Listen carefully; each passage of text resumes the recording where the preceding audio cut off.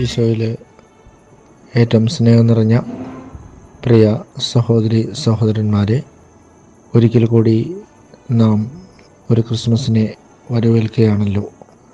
എല്ലാവർക്കും ക്രിസ്മസിൻ്റെ മംഗളങ്ങൾ ഊഷ്മളമായി നേരുകയാണ്.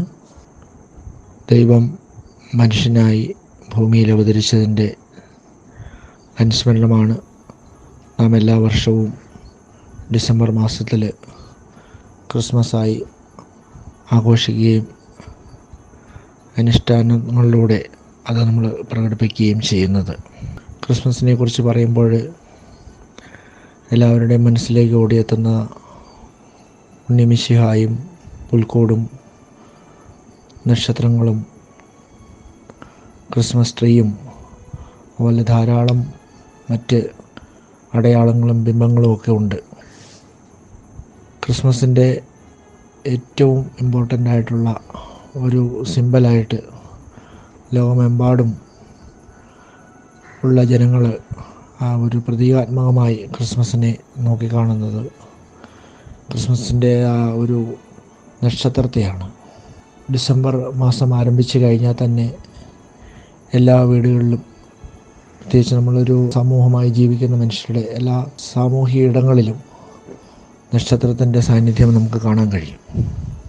വിവിധ വർണ്ണങ്ങളിലും വിവിധ ഷേപ്പുകളിലുമൊക്കെ ഉള്ള വിവിധ സംവിധാനത്തിലൂടെ പ്രവർത്തിക്കുന്ന നക്ഷത്രങ്ങൾ.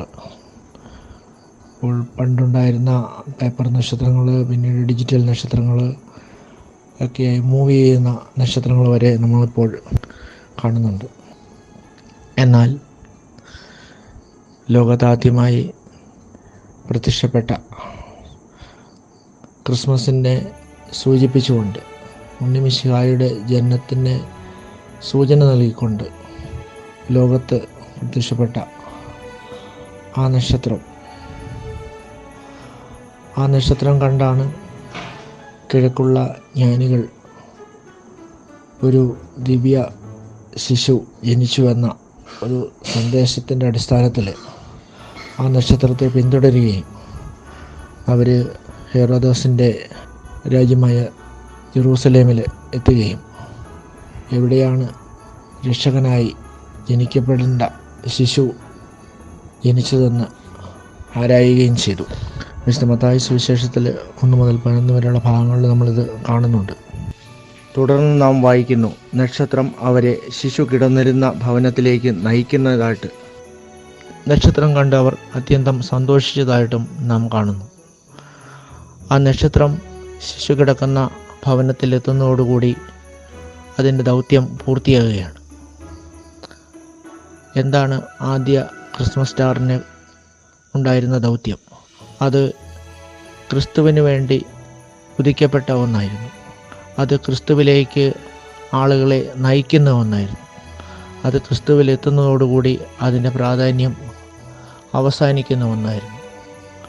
അതുപോലെ തന്നെയാണ് ഓരോ ക്രിസ്മസിനും, ഓരോ വർഷവും നാം നമ്മുടെ ജീവിതങ്ങളെ ക്രമീകരിക്കുമ്പോൾ നമ്മുടെ എല്ലാം ജീവിത ദൗത്യമെന്ന് പറയുന്നത് ക്രിസ്തുവിലേക്ക് ആളുകളെ എത്തിക്കുക എന്നുള്ളതാണ്. നമുക്ക് ക്രിസ്തുവിന് വേണ്ടി ജനിക്കുന്ന നക്ഷത്രങ്ങളായി മാറേണ്ടതുണ്ട്. ക്രിസ്തുവിന് വേണ്ടി ജനിക്കുന്ന നക്ഷത്രങ്ങളെന്ന് പറയുമ്പോൾ യേശു ക്രിസ്തുവിനെ നാം നമ്മുടെ രക്ഷകനും നാഥനുമായി ഉള്ളിൽ സ്വീകരിക്കുമ്പോഴാണ് നാം ഒരു ക്രിസ്തുവിൻ്റെ ഉള്ള നക്ഷത്രമായി ജനിക്കപ്പെടുന്നത്. അങ്ങനെ ജനിക്കുന്ന നാം അനേകരെ ക്രിസ്തുവിലേക്ക് എത്തിക്കുന്നതോടുകൂടി നമ്മുടെ ദൗത്യം പൂർത്തിയാകുകയാണ്. യോഹന്നാനെക്കുറിച്ച് നാം യോഹന്നാൻ സുവിശേഷത്തിൽ വായിക്കുന്നുണ്ട്, അവൻ കത്തി ജ്വലിച്ചിരുന്ന ഒരു വിളക്കായിരുന്നുവെന്ന്. യേശു ക്രിസ്തുവിലേക്ക് ആളുകളെ എത്തിക്കുന്ന ഒരു വിളക്കായിട്ടാണ് യോഹന്നാനെക്കുറിച്ച് പറയുന്നത്.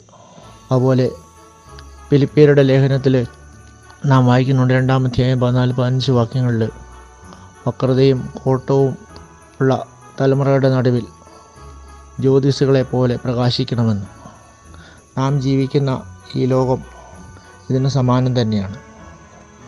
വളരെയധികം ബുദ്ധിമുട്ടുകളും പ്രയാസങ്ങളും ഒക്കെ നിറഞ്ഞ ഈ ലോകത്ത് നാം ഒരു നക്ഷത്രങ്ങളെ പോലെ ശോഭിച്ച് ക്രിസ്തുവിലേക്ക് ആളുകളെ നയിക്കുന്ന ആദിമ നക്ഷത്രത്തെ പോലെ നമുക്കുമായി തീരാൻ ശ്രമിക്കാം. അതുതന്നെയാണ് ഓരോ വർഷവും നക്ഷത്രങ്ങൾ നമ്മളോട് പറഞ്ഞുകൊണ്ടിരിക്കുന്നത്. നാം ഒരു നക്ഷത്രമായി ജനിക്കുക, ക്രിസ്തുവിൻ്റെ നക്ഷത്രമായി. ക്രിസ്തുവിൽ ജനിക്കുമ്പോഴാണ് ഞാൻ മുമ്പ് സൂചിപ്പിച്ച പോലെ ക്രിസ്തുവിൻ്റെ നക്ഷത്രമായി മാറുന്നത്.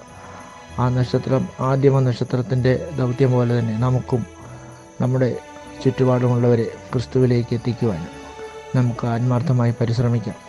എല്ലാവർക്കും ഒരിക്കൽ കൂടി ക്രിസ്മസിൻ്റെ മംഗളങ്ങൾ നേർന്നുകൊണ്ട് ഏറ്റവും സ്നേഹത്തോടെ പാലായിൽ നിന്നും നിങ്ങളുടെ സ്വന്തം സഹോദരൻ തോമസ് മൈക്കിൾ.